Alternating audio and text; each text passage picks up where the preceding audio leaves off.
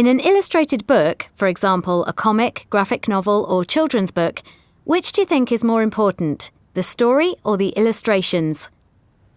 So I'm a literature student and I absolutely love books, especially classic novels I absolutely love. And I grew up reading The Hobbit over and over again and Lord of the Rings and dreaming about the fantasy world and imagining what it looked like. And I think that was the best part of it for me. And I remember someone recommended me the graphic novel version of The Hobbit, and to see how someone else had depicted it and what they thought it looked like almost ruined it for me.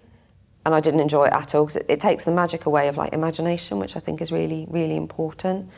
But at the same time, I guess, I mean, being a child as well, you do love illustrations. Yeah, they might be more digestible, I suppose. I mean, that's the thing. Like, when I was a kid, if they had an amazing picture on the front, that's what I'd be like, Ma, I need to have this book, like, because the picture's so good. I grew up with dyslexia, so for me, like, reading was always something I struggled with. But I'd always have, when I was a kid, my mum would always read me stories, but so it was always nice to have her reading it with the pictures. Yeah.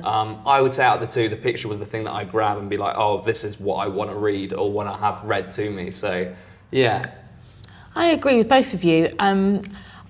I think it depends on the age of the child it's aimed at. If you're looking at preschool children, I think pictures are vitally important, because the story, whoever's reading it is going to bring it to life with voices or whatever, because that's what mums do and grandmas do.